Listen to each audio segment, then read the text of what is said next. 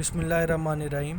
आज हम स्टार्ट करेंगे MMP2 past paper 2018 section number 2 question number 1 है। The functions u1 of x and u2 of x are eigenfunctions of the same Hermitian operator, but for distinct eigenvalues lambda 1 and lambda 2 prove that u1 of x and u2 of x are linearly independent। यानी हमारे पास दो functions हैं u1 of x और u2 of x, दोनों eigen functions हैं। उन eigen functions के Hermitian operator बिल्कुल सेम है। हर्मिशियन ऑपरेटर ऐसे ऑपरेटर होते हैं अगर उसके ऊपर डैगर अप्लाई किया जाए तो वो उसी ऑपरेटर के इक्वल आ जाए, ऐसे ऑपरेटर्स को हर्मिशियन ऑपरेटर कहते हैं। तो लेकिन हर्मिशियन ऑपरेटर उनके सेम है, लेकिन उनकी जो आइगन वैल्यूज़ हैं वो डिफरेंट है। आइगन वैल्यूज़ यहाँ पे आ रही हैं u1 ऑफ x के लिए लैम्डा 1 और u2 ऑफ x के लिए लैम्डा 2।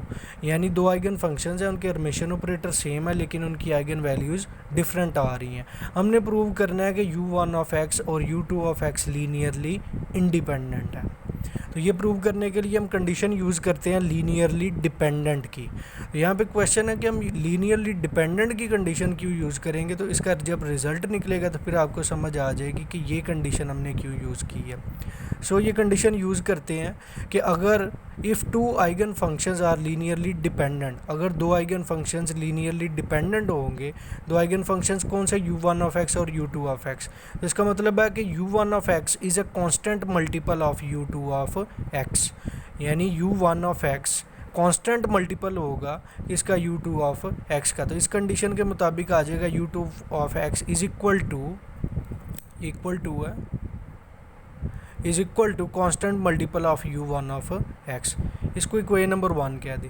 अब यहाँ पे हमने स्टार्ट में बताया था कि हर्मिशियन ऑपरेटर दोनों के लिए सेम है, तो हम क्या करेंगे, दोनों साइड्स पे हर्मिशियन ऑपरेटर अप्लाई कर देंगे। हर्मिशियन ऑपरेटर हमने दोनों साइड्स पे अप्लाई कर दिया। नेक्स्ट हमने क्या किया कि कांस्टेंट मल्टीपल को स्टार्ट में ले आए और हर्मिशियन ऑपरेटर को आइगन फंक्शन के साथ लिख दिया हमने। अब ये जो आइगन फंक्शन है ये सेकंड है और ये वाला आइगन फंक्शन फर्स्ट है। अब हर्मिशियन ऑपरेटर जब अप्लाई होंगे तो इनकी आइगन वैल्यूज़ आ जाएंगी। तो u1 ऑफ x के लिए आइगन वैल्यू आ गई लैम्डा 1 और u2 ऑफ x के लिए के हर्मिशियन ऑपरेटर की आइगन वैल्यू आ गई लैम्डा 2। जस्ट वैल्यूज़ हमने लिख दी। फिर हमने क्या किया, left side as it is, right side पे लैम्डा 1 स्टार्ट में आ गया और constant multiple of u1 of x को हमने लिख लिया। अब ये जो चीज़ हमने कंडीशन के अकॉर्डिंग स्टार्ट में पढ़ा था कि constant multiple of u1 of x equal है u2 ऑफ x के, तो हमने इसकी जगह u2 ऑफ x को सब्सटीट्यूट कर दिया। दोनों तरफ हमारे पास आइगन फंक्शंस आपस में कैंसिल आउट हो गए और आइगन वैल्यूज़ जो हमारे पास आ रही हैं वो lambda 2 is equal to lambda 1। हम इसको इस तरह भी लिख सकते हैं कि lambda 1 is equal to lambda 2। अब लीनियरली डिपेंडेंट फंक्शंस में क्या होता है कि इन linearly dependent functions the eigenvalues cannot be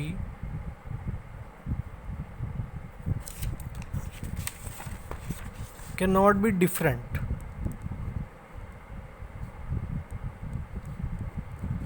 So it is not a linearly dependent functions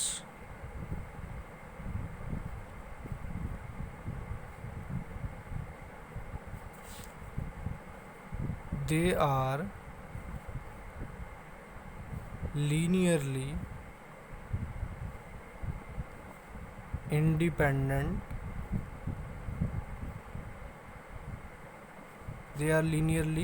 independent functions because their eigenvalues are different। तो ये हमने प्रूव करना था कि दो आइगन फंक्शंस हैं आपके पास, और ये अब आपको समझ आ गई होगी कि हमने लीनियरली डिपेंडेंट की कंडीशन क्यों यूज़ की थी।